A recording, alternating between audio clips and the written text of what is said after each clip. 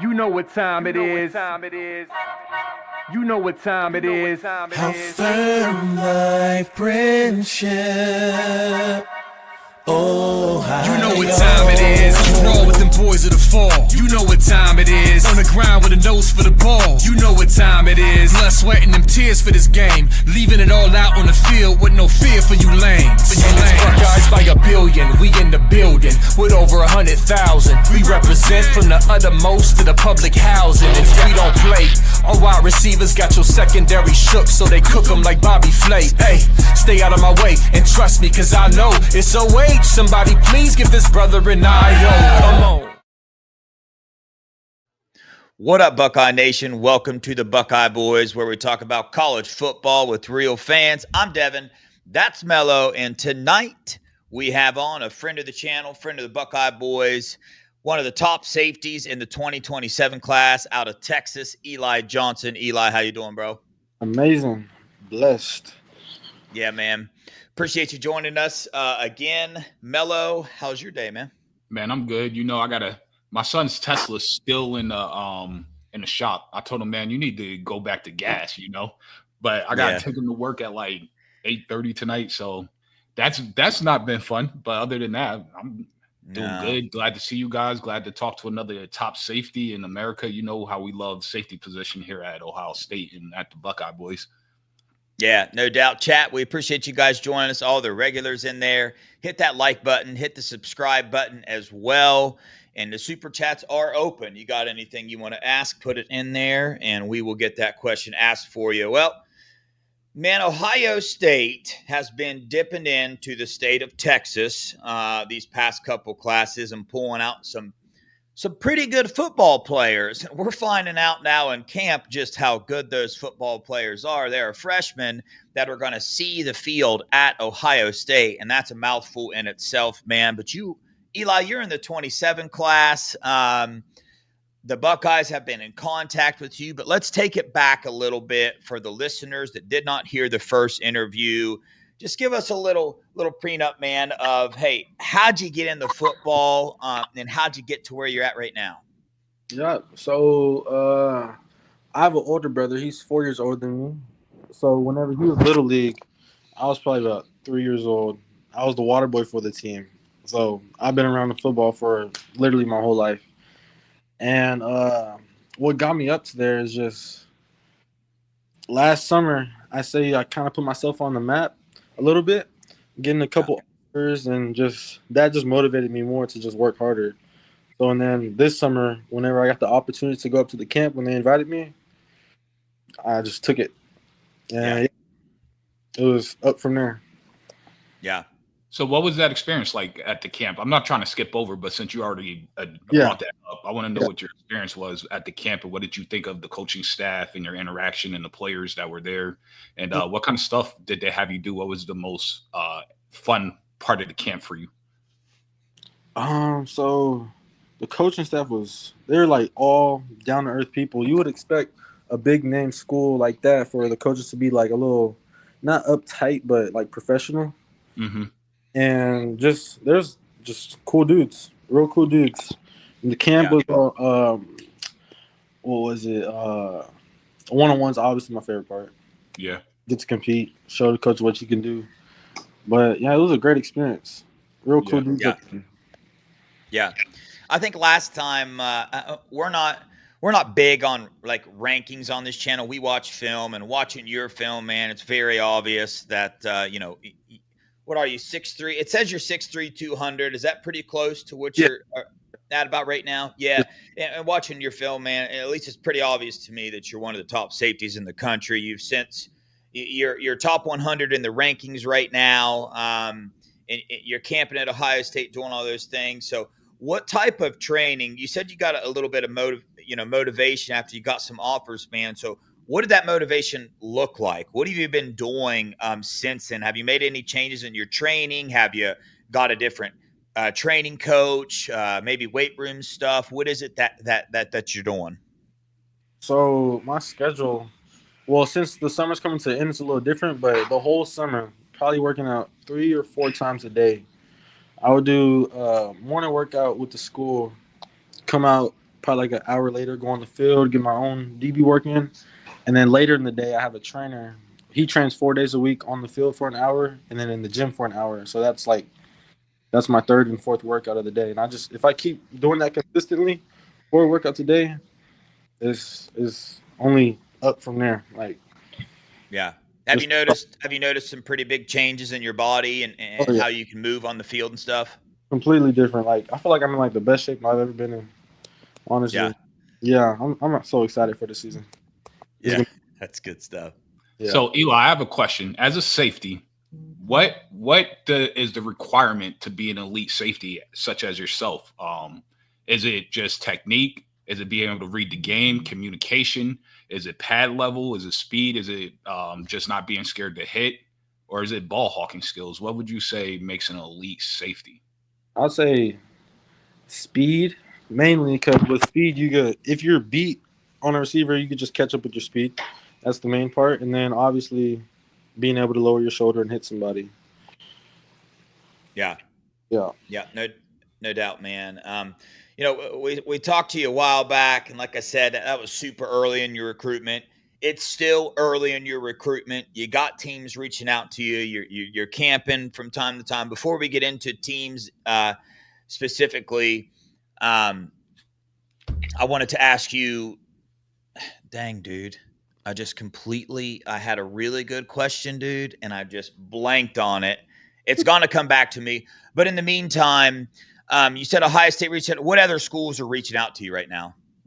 I got like a handful of them, but the most consistent ones has definitely been Ohio State, Oklahoma, and UT, Baylor, Texas A&M. Those I'd say are the ones that stick out to me so far. Yeah, that's been reaching. Okay, I remember what I wanted to ask you now. So, as a 2027 guy, this early in the recruiting process, as a recruit, what is it that you're trying to accomplish with your, relationships with the teams? Is there anything in specific, or are you just kind of sitting back, letting relationships form how they're forming? Do you have a list of things that you're already starting to look at and narrow anything down?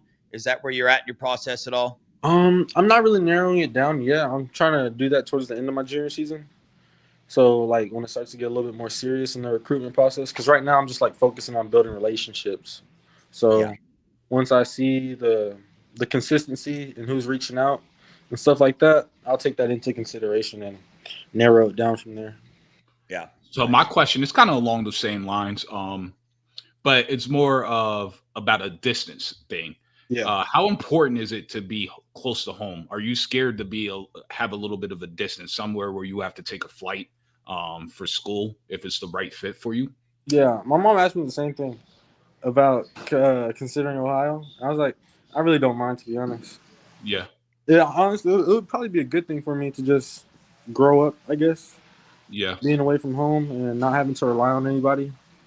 So, yeah. It doesn't mind. I don't mind.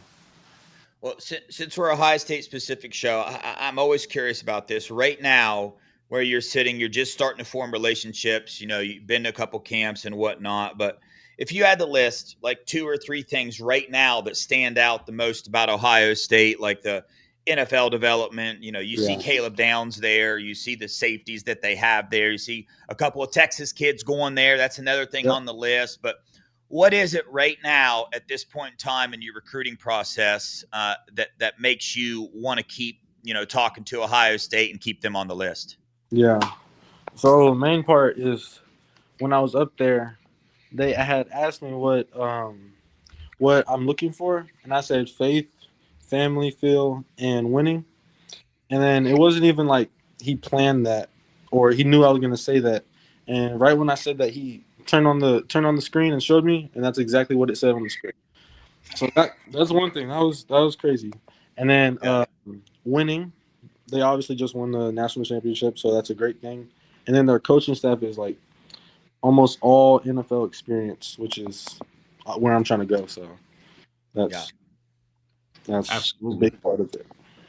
Does it help that Ohio State likes the state of Texas, that there's a lot of commits from Texas that come to Ohio State, a lot of elite commits? You have Devin Sanchez, you have Riley Pettijohn. You have James Peoples just on this current team. You also had Jeff Okudah back in the day. You had G5 Garrett Wilson, one of the greatest wide receivers to ever play at Ohio State. I have him on my Mount Rushmore, just behind Chris Carter and JJ. Does that affect play an effect on you in terms of like you see the success that Texas high school kids have coming here, and you also have Peyton Pierce as well? So obviously that's crazy. Now I think about it, how much talent they've brought up from Texas. Now I think about it, yeah, that's great to hear. I never really thought of it like that. But Yeah, absolutely. Yeah, there's an uptick, man. Ohio State has really been focusing on, dipping their hand into the state of Texas, and they've been able to form some really good relationships. We're pretty close with both the Pettijohn and the Sanchez's. Both their dads come on this channel and them. And the thing about it is, it's when we talk to the families and we talk to recruits such as yourself, there's a very specific recruit that Ohio State is looking for. Mm-hmm. And above all, even I think above what you can do on the football field, they look at the cultural and brotherhood aspect of it, right? So we always hear about that at Ohio State, and we've noticed that, they're not going to go after a kid if he's not like mature above his years, which you are. We've interviewed before, and we see that, man. At how old are you? 16. Yeah, that's wild to even think about, man, because the way these recruits such as yourself answer questions, the way they are serious about their training and about off-field stuff. You mentioned faith. So can you explain to us, what is it about the culture of Ohio State that is attractive from a recruit like yourself? And then what are those parts of that culture that you got to experience during your time there, or just with communicating with the coaches? Yeah, the culture, like, whenever they were looking to recruit me, they said that the first time I went up there, it was earlier. It was in the spring, and that was like a test, I guess, to like see my character and all that. Mm-hmm. And they said when I went up there the second time, they told me that they could have offered me the first time, but they wanted to see who I really was. So they got to see my character, saw that I was like serious and mature, and they said that's the type of people that they look for when recruiting. Yeah. Yep. Absolutely. You ooze that, by the way. But so what is one of the most important things in terms of Ohio State that stands out to you as a recruit that's attractive? And what is one thing that maybe they could work on to or improve? Mm-hmm. Whenever I was up there, it was definitely the coaching part. Even though they won the national championship, and that's really cool and all, but the coaching staff and the way they coached on the field was a big part of, like, why I'm interested in them, I guess. Yeah, that makes sense, man. Ohio State now has 3 former NFL defensive coordinators on their coaching staff. They just hired another one, man. So they're doing it all over the place. This coaching staff is absolutely ridiculous, man. But I kind of wrapping up here a little bit. Here on this channel, man, Jesus has saved me and Melo's lives. We talk about it all the time, the faith in our lives that we've had. I heard you mention it, man. At 16 years old, man, I'm gonna be honest, it's one of the coolest things to hear a teenager bring up and talk about, to me anyway. So can you explain that to me? What do you mean by what does that mean in your life? And does it maybe affect your decision? Well, you already said it's on your top 3 list. So explain why you want that to affect your decision. Obviously, because that's the main thing. Without him, I wouldn't be where I am right now. Yeah, I keep him first in everything that I do, and just always be thankful. Like I said, I wouldn't be here without him, and just that's really it. I'm thankful. Amen, man. Yeah, amen, absolutely. Brother. For me, it's the same. I was in the military, deployed to Afghanistan twice, had a couple close calls. Like, if it wasn't for Jesus, I really shouldn't even be here talking to you guys right now. Some of the stuff that I went through. West Point still does case studies with their officer candidates, missions that I ran. So Jesus played a major part in my life and just keeping me alive and keeping me here. It just gives you that sense of purpose. Like, I didn't fulfill my purpose. I'm still trying on the road to figure out what my purpose is that he has for me. But I think that's what everybody should be striving for, to figure out their purpose. But you got to keep God first, right? Oh, yeah. So, like, if you do that, everything tends to work out. Yeah. And you can see it immediately, especially if you're a chosen one. When you kind of stray away, stuff just kind of goes haywire in your life almost immediately. So I salute you on that, my brother. Yes, sir. Yeah, no doubt, man. Well, you got a big time season coming up, bro.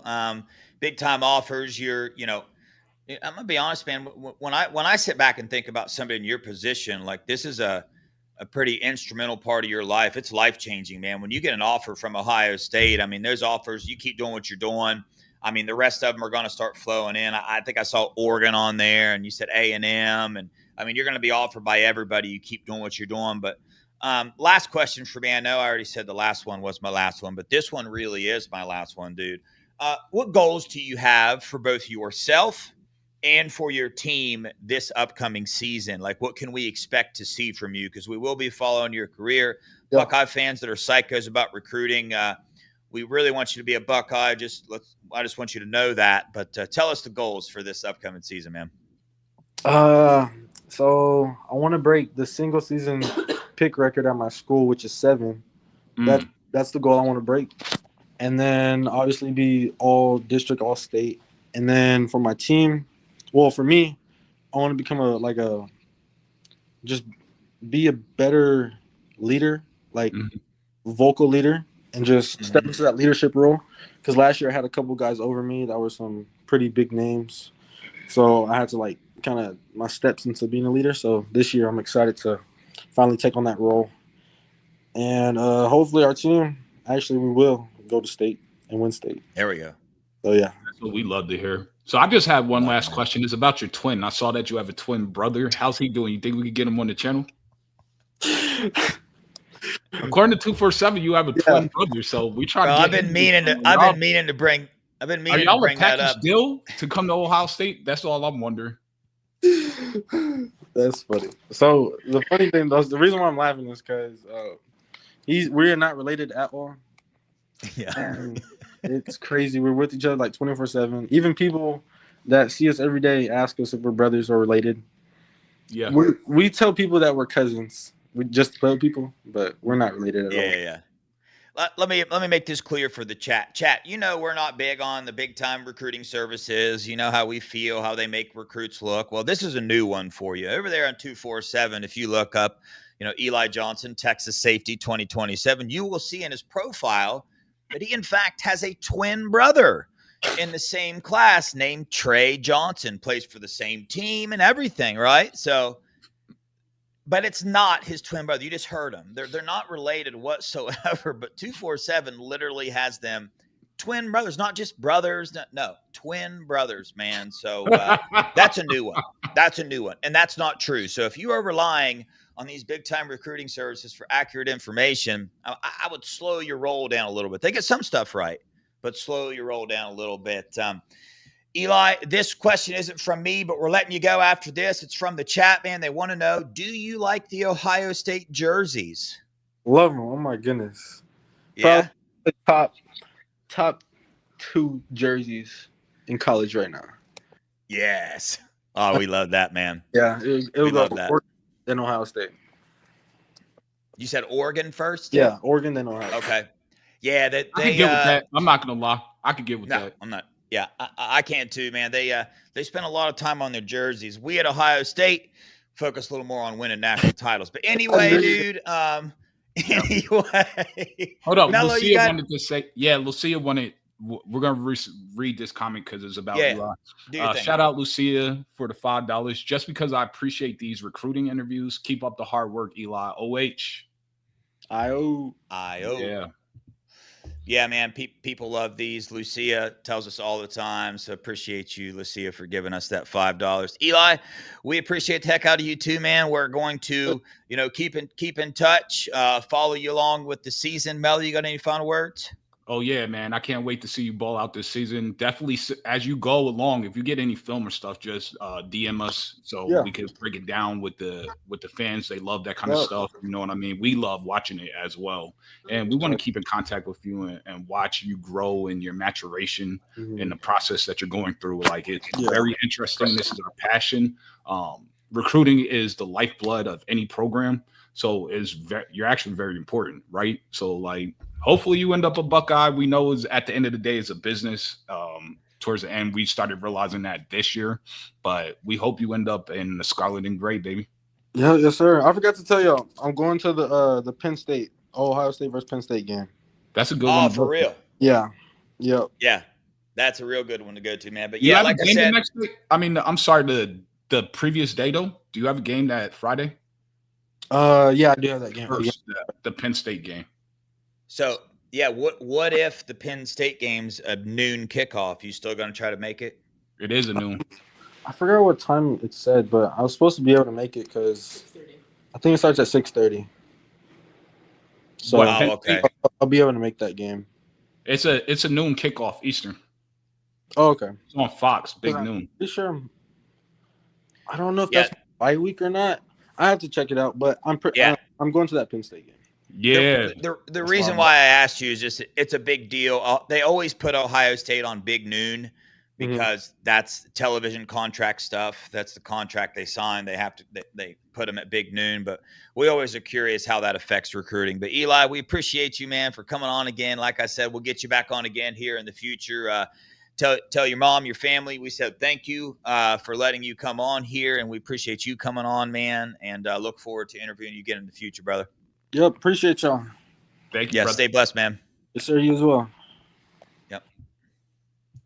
We got another super chat real quick. I'm gonna read it. Yeah, we're gonna do a couple other updates. Okay, yeah. I was just gonna read it, knock this one out. Yeah.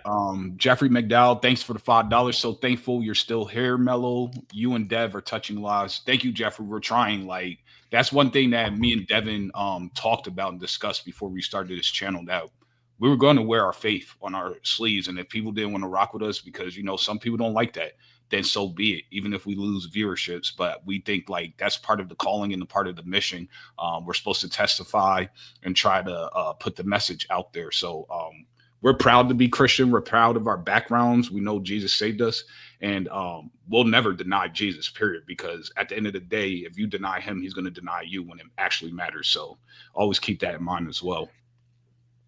Yeah, there's no doubt, and that stems to our second passion for why we do these interviews. These interviews don't get a ton of views. They don't get as many views as if we were to get on here and talk about camp updates or something. But, man, we love, especially, man, when, like I said, when I hear a recruit talk about Jesus at 16 years old and know they're going to be a Division I college football player, like imagine the amount of people that they can impact in this world by expressing their faith. Like, I can only imagine how many people TreVeyon Henderson has affected because all he talks about is Jesus. And he's having 100-yard kickoff returns in the NFL. Before that, he won a national title with the Buckeyes. So this world is so concentrated on superstars and sports stars and movie stars and all this. And people, man, we soak that stuff in, dude. If you watch it, our eyes and our ears, they're the windows to our soul, man. And whatever we take in, we're going to blur it out. So if we're following TreVeyon Henderson in his career and seeing how he lives his life,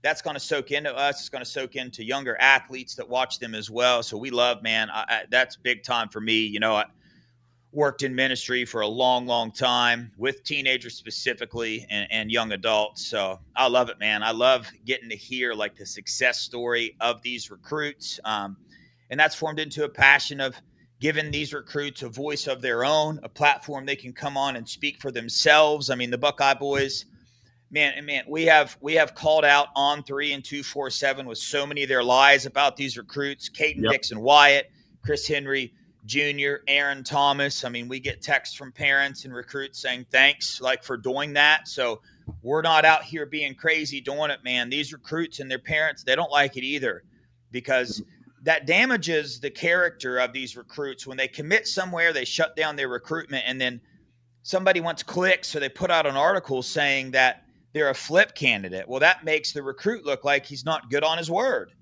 and then of course Ohio State fans are crazy, so you got a message board and they start seeing, well, if he wants to leave, then whatever, or look at him, look at this, whatever that is. And it just, like I said, people are going to say what people say, but when just explaining the passion behind this channel, like Mello started there, Jesus, and it leads to this, man. But man, before we get going on some more updates, hit that like button for us on both channels and the subscribe button on both channels. It helps us get more views, more attention on our channel. And the more that happens, the more giveaways we do on this channel, the better this channel gets. So really appreciate all your guys' support. But Mello, real quick, Ryan Day got interviewed today. And let me just ask you, dude, did he say anything that piqued your interest a little bit? He said a lot of things that piqued my interest. Yeah. Let's start on the O-line, right? I think it's going to be one of the most important position groups for this season in terms of protecting the quarterback. So what I found interesting is that he said positions aren't locked in, but Austin Serville is only repping at left tackle. And Ethan and Phillip Daniels are battling for right tackle. And he said by the end of this week, he'll know who's the right tackle. So in my mind, it seems like Austin Serville locked down left tackle. And then I did some research and it showed that Ethan Onawa, when he was at Rice, played right tackle against Texas and he dominated them.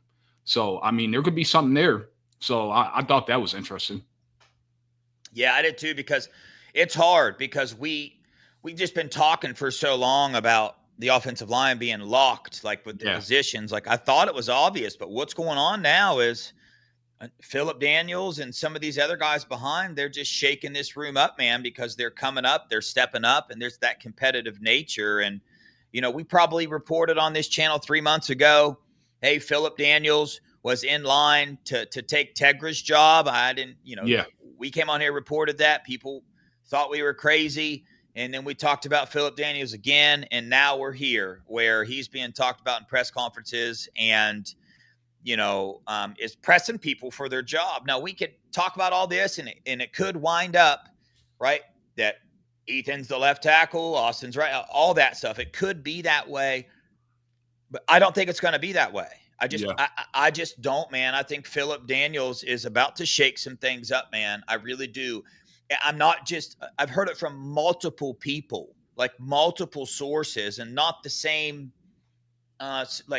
These sources are in different areas around the team, right? So it's like when you're hearing it from defensive, offensive, coach, player, this, that, it's just like, golly, man, like this dude must be a real good football player, And then Gabe Van Sickle's name gets brought up, not to take a starting job, but just pressing Josh Padilla doing the same thing. But you ask, man, who would Phillip Daniels replace? Who would he replace? And at this point in time, it's like, man, I don't know. Are you going to have a 6'7" guard with a 6'1" quarterback? You know what I mean? Like, so the only option would be for him to take Ethan Onionwa's, right tackle or left tackle thing. But either way, again, like we said yesterday, this is not like a knock on Ethan. Ethan's killing it. Ethan's really good. They're comfortable with him there. They're trying to find the best lineup that they can. So either way, this is producing, for the first time since I can remember, us having 3 tackles, starting level tackles, right? Minus last year. We had it last year. We just didn't know it. But you know what I'm saying? Coming into the season with 3 that would start, and Ian Moore is tearing it up as well. So I know we sound like a broken record, dude, but I don't know. It's just, this is coming from too many sources. Too many people are saying it for this just to be one of those tactics on, oh, we don't know who the starting quarterback is. Absolutely. That's not what this is. It's not hey man, it's a real close battle. I believe it is. And that's what I want to talk about next, Mello. But you got anything else on the offensive line? No, that was pretty much it. I thought that was just interesting. That portion that stuck out to me the most for O-line. Everything else is kind of on par with what we already expected or thought. Yeah. This next topic, it's kind of, I don't know. It's difficult to talk about in a sense that I love all Buckeye players and quarterbacks, and I think Lincoln Keenholz is an awesome quarterback, and it's just when we have these conversations, I think it gets perceived sometimes as, well, if you got a winner, then the other one's a loser. No, that's not the case here. I mean, it is, but it isn't, right? So, man, you got different people, some big time beat people and some other big time reporters that people trust that are saying it's an actual battle, right?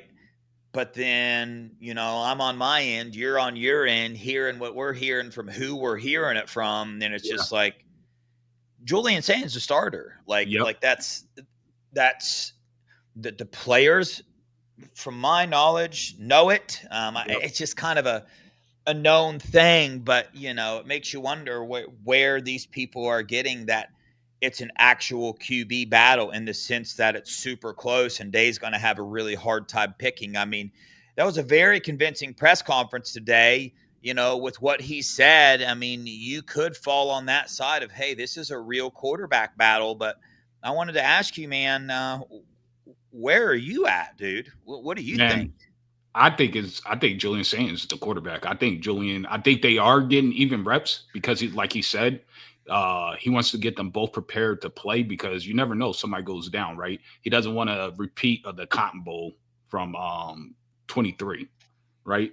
So for him, you have to get him ready. And also you have to keep Lincoln engaged, because he's the backup. You don't want him bolting, and they're going to give him some playing time. They're working packages for him right now as we speak. But Julian Saint is the guy. Since he came here as a freshman, don't forget these words. Ryan Day called him a savant. He said he's never coached a quarterback that came in this intelligent ever. So you take that with his arm talent.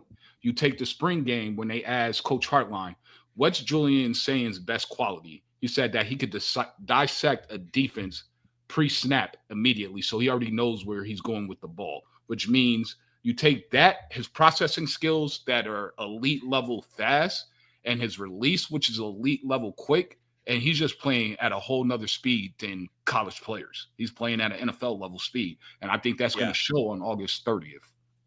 Yeah. I share the sentiment that Troy shares here, where I don't care if they wait to tell us who the starting QB is until the Texas game, as long as the team knows. It doesn't matter to me.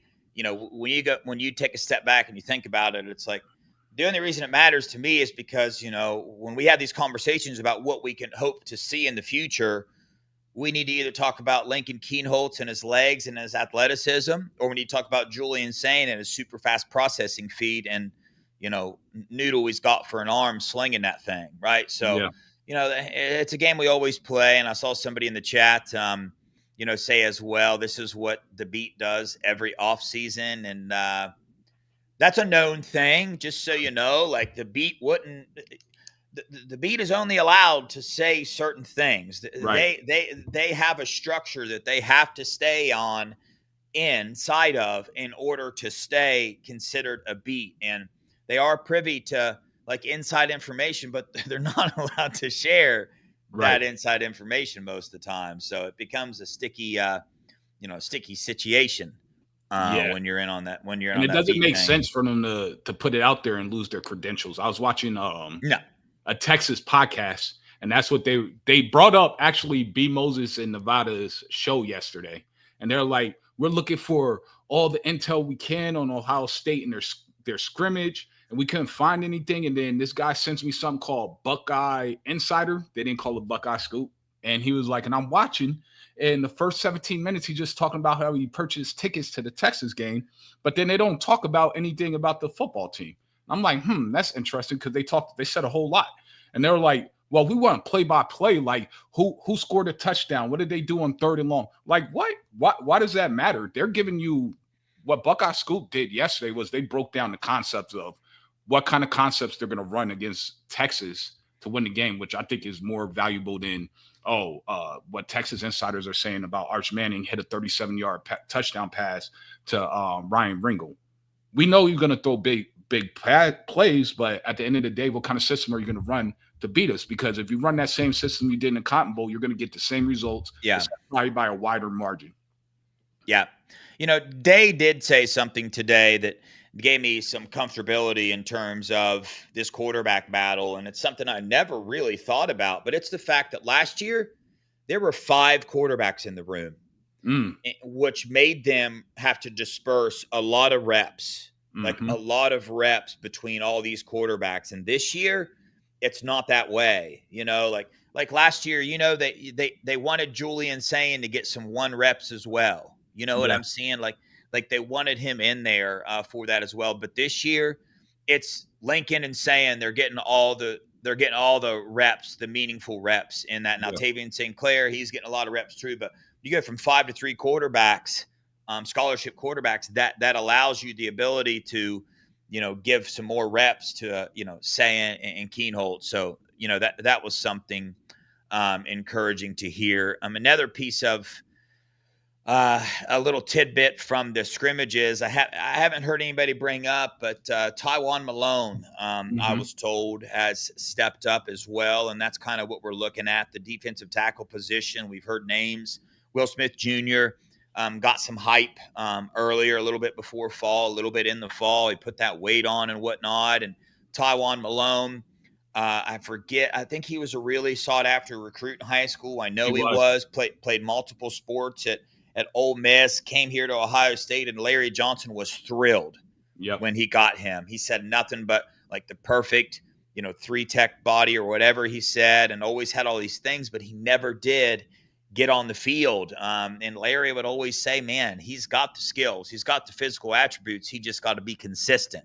Yeah. That was the thing that he always said. So, man, I think this dude, you go watch his high school film, man, he's, in high school anyway, he was pretty dominant, man, to get it and a recruit to get excited about. So if he gets it together, and he can, just because you got film on him and he didn't play a lot last year, man, sometimes these dudes have been in a program for a while. They're physically ready and all that, but it just takes that one day, that little extra bit of confidence, that one play for something to just click in their head, and then kaboom, dude, they step up and they get it done, man. And with Edric Houston being out, it's kind of like the offensive line last year. Edric Houston, a little bit broken up, so they got to put these other guys have to come in. But what does that do? It gives these other guys reps with the first team.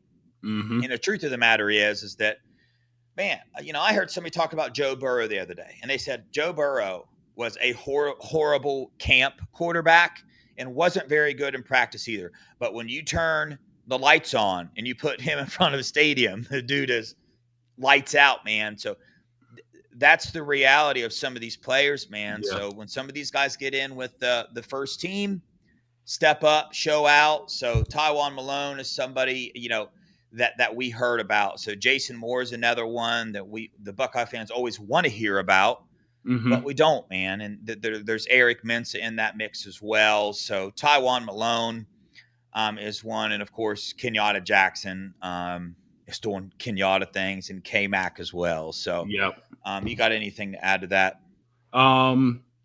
It's not shocking about Taiwan Malone. You remember we interviewed his parents, right? He went to Bergen Catholic. The kid is massive, right? And he was playing. They had him lined up at wide receiver at one point, and he was routing dudes up and catching balls. Like, he's a freak. I think he even played center field for baseball at over 300 plus pounds. So he won a natty in baseball at Ole Miss. That's the reason he didn't go to Ohio State originally, because Ohio State said, no, you can't do both. Ole Miss said yes. And then after his freshman year, he realized it's going to be hard to do both because both requires 2 different type of athlete. So he decided he wanted to do football full time, and that's when he transferred to Ohio State. Because if you're going to do football full time, where else is there better to go to than to get coached up by the GOAT? So he came to Ohio State. It took him like a year to get acclimated to it and to adjust, and that's what his parents were saying. And they were just like, he's working. And we always knew from a size and athleticism standpoint, he had all the makings and tools to be elite. So that's another reason why me and Devin weren't like super down on the defensive tackle depth, because we knew that these guys from a physical nature and athletic standpoint had it. They just needed to rep and make it second nature. And once Edric comes back, the depth is going to be really good. The starting line is going to be elite. Like he said, KJ, I'm expecting over 10 sacks. I was hoping KJ would come back next year, but I really don't see him getting out the first round. in the NFL draft. So I don't expect him back next year, Well, but there's always a possibility you give him enough NIL money. yeah. I think that's what this Buckeye team is focused on more than anything. You know, they'll definitely be willing to. They Yeah. brought JT back, and JT was a second round type grade. You know what I mean? So Yeah. Good point. we'll see. But the Buckeyes we'll see. Okay, I want to switch gears a little bit. Yeah. This is the last thing, man. I need so far in fall camp. There's always buzz about players. There's players that were stars last year. That we know we don't need to talk about JJ Smith every day, right? Yeah. Every day he is doing stuff that is crazy, that's phenomenal. Sonny Styles, same way. Arvell Reese, same way. There's several people on this team that are doing things that we should be talking about, but we don't have time to talk about everybody. So with that being said, one player from defense and one player from offense that you think has not got enough buzz during fall camp or at this point in time, but we don't know the reason why they're not getting the buzz because they're absolutely killing the game. They're killing it. And we're definitely going to cross paths. So do you want to go first on defense or on offense? Let's go offense. I'm going to go with Bryson Rodgers. Okay. Bryson Rodgers, people are sleeping on him. To me, I told him this, and he actually responded. He loved it. He loved the idea. So Bryson Rodgers ran a little camp in Florida during the off season this year. I forget what he called it, but I went and told him, hey, you need to, next year when you do it, you need to call it elite routes. And he loved the idea because, I mean, to me, Bryson Rodgers and BI are the two best route runners in America. For me, as a pure football enthusiast, watching a wide receiver run a sick route and make a DB look stupid with the separation that they getting in and out of their breaks is like it's equivalent to me as watching Allen Iverson or Kyrie Irving dribble a basketball and leaving the defender. It's just special. It touches me there. So I'm big time on that. And I think people are sleeping. I think Bryson Rodgers is directly the backup to BI. If BI goes down, don't be shocked. Bryson Rodgers is the next man up. He's going to be playing a lot this season. They're going to be splitting snaps. So I know a lot of people want to talk about QP and about Mylan Graham, but I think a lot of people are sleeping on Bryson Rodgers, period. That's a beautiful one, and I 100% agree with you. I think Bryson Rodgers is the number 4 receiver. Yeah. People love that. People love that shiny new toy, and Mylan Graham is a dog, but Bryson Rodgers is a dog. If you're talking about Mylan Graham, I get he's got several more years in the program, but Bryson Rodgers he's there right now. He played a lot more last year than what you think. Yep. That was a pretty loaded room. And this year you could argue it's even a more loaded room with more competition going on and whatnot. And he's holding his own there. And you guys about to see, man, I like you said, split reps with BI. It's wild because my answer is Brandon Ennis. So I just feel like last year people watched him score that touchdown, the Penn State game, that delayed screen or whatever it was, and people said he was slow. And to be honest with you, I was one of them. Yeah. I was on the boat of, dang, he's like thick and doesn't seem like he's moving real fluid and whatnot. Well, that has changed. That has dramatically changed. A person's name that got brought up twice when, I talked to different people about this scrimmage that occurred, which was very hard to get information on. And it wasn't open to the parents. So they're keeping that thing on lockdown, man. So it's wild. But Brandon Ennis, he's the leader of the wide receiver room. He's the one of the leaders of the offense, period. And he's killing it, man. I think we have 3 100 or 1,000-yard receivers this year between Jeremiah Smith, Carnell Tate, Brandon Ennis, and Max Clare. I think we'll see one of those guys getting, or 3 of those guys getting 1,000. That's playing 14 or 15 games. So we'll see what happens there. Shout out. I think it was over on the Scoop message board. I think Joe Germain maybe on there. Somebody posted a nugget and they did predictions. That was one of their predictions as well. That was one of my crazy predictions on the show we did a while ago. So yeah, it was. Figured I'd bring that up again. But let's go. I'm going to go for defense, man. And I just don't feel like he's been being talked about enough. I know Buckeye Nation knows about him a lot. I know they're excited about him. When I say this name, people will probably be like, what? He's getting a lot of hype. Well, I don't think so. And that is Jermaine Matthews, man. I think Jermaine Matthews, he's another name who's lighting it up. You think about it, you wonder why we feel like the defense is going to be faster this year. I think the aggressive nature of it, one of those reasons is because we have Jermaine Matthews as a starting corner now. Mm-hmm. I think that's one of the big reasons where we can say that this defense is a little bit different, and he's back there now. He's got a different skill set than Denzel Burke did. I know some people didn't like Denzel. I loved him, thought he did great, had a game where it wasn't so hot, but depends on how you watch football, if you want to blame that all on him or who you want to blame that on. But anyway, Jermaine Matthews is my guy. I think he's all first team, all Big Ten caliber corner, and he's going to absolutely rock it this season. And he is a leader between him and Iggy in that secondary, and then Caleb Downs as the mature coach that knows absolutely everything in that secondary. You heard Coach Day say today, Caleb, it's almost like Coach Day kind of just put the secondary on Caleb Downs and says, yeah, Caleb's got control of them back there. It's almost like coaches just gave up control to Caleb. But when them two, they are adding some fire to the secondary. And I think one of the reasons why I feel this way is because of our dude, Devin Sanchez, man. Everybody is, and rightfully so, but that should go to show you how loaded this team is. The fact that I don't feel like Jermaine Matthews is being talked about enough. Yeah. That's a statement, So who you got, man? I think the reason I started on offense when you gave me that choice is because I feel like defense is the hardest one, right? In terms of this, because I think our defense is so fire. I think it's underrated, honestly, in my opinion. It's not getting talked about enough as a whole. But I'm gonna have to go with one of the Texas boys. I could have went Devin Sanchez, but I talk about him all the time. I go Riley Pettijohn, but I think he's getting talked about pretty thoroughly. They're even talking about him on the Texas podcast and saying, like, how did we let this kid get out of Texas? And they're like, we didn't recruit him hard enough. So they're talking. So I feel like he's being talked about a lot. So I'm going with the third guy, who didn't have a crazy senior year because he was injured. He came to Ohio State injured in a boot. But his numbers as a junior and as a sophomore and as a freshman in the state of Texas were astronomically insane. And that's our guy, Peyton Pierce. He is an absolute dog. He's going to get a lot of playing time this year. Don't be surprised if you see a lot of 3 linebacker sets this year, depending on who we play and he's on the field. I think he's going to put up some great numbers. I think he's ridiculous.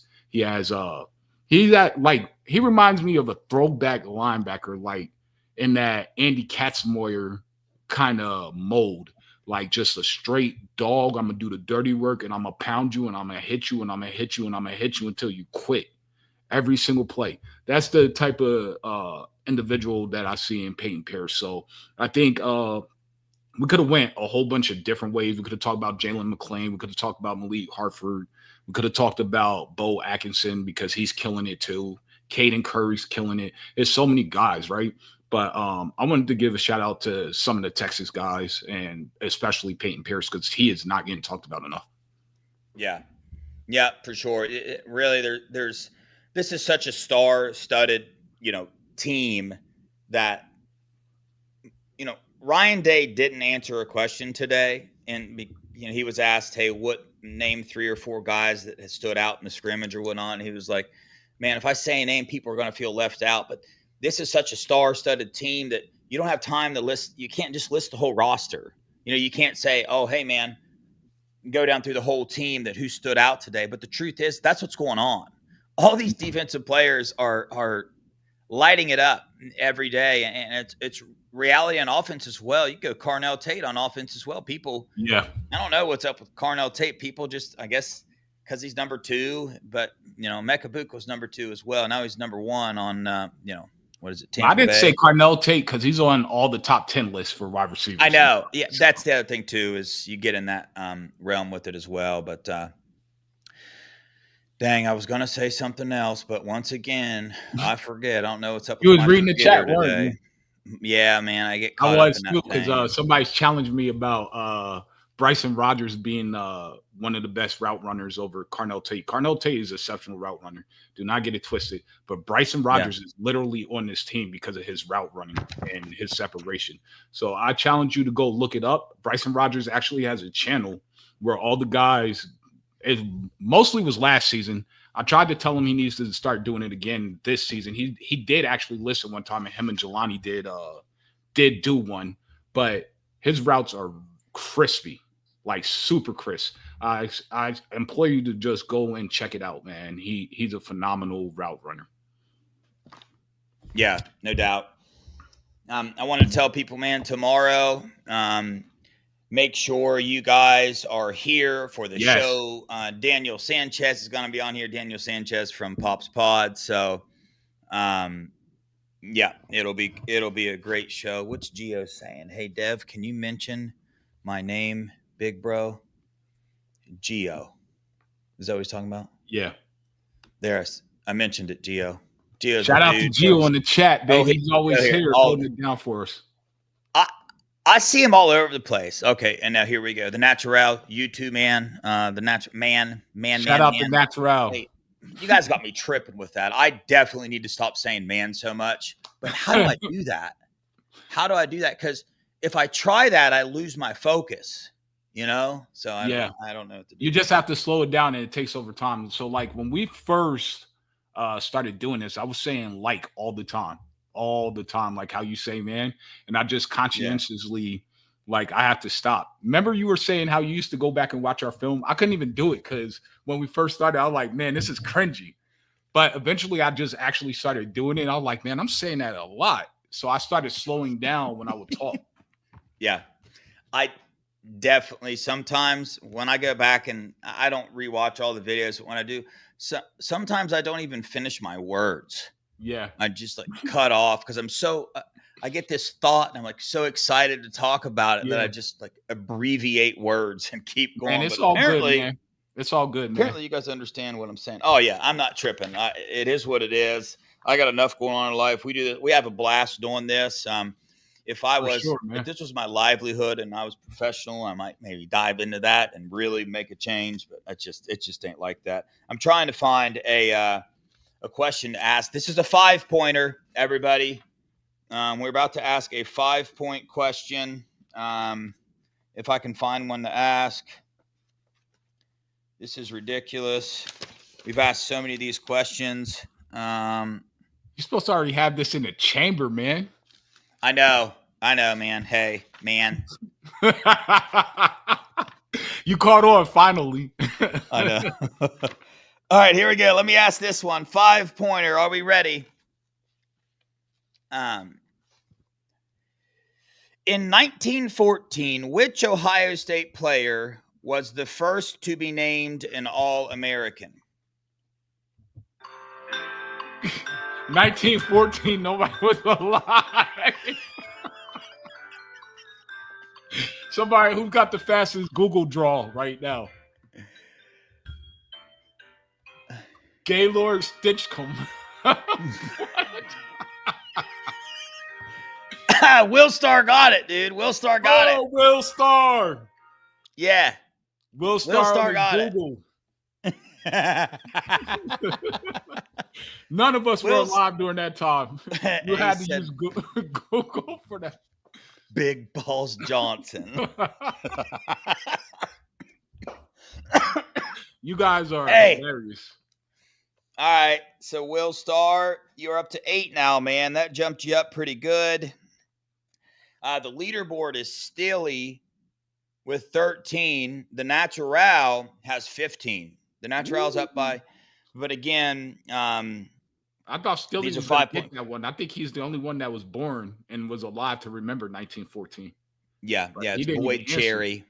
Boyd Cherry's the answer, and the remaining of this week there'll be 5-point questions. So again, a total of 20 points will be given out this week, and nobody even has 20 points yet. So there's an opportunity to just come out of nowhere and take it over. But I think that'll do it. There's some more updates and little things we wanted to get into tonight. we got plenty more shows to do that.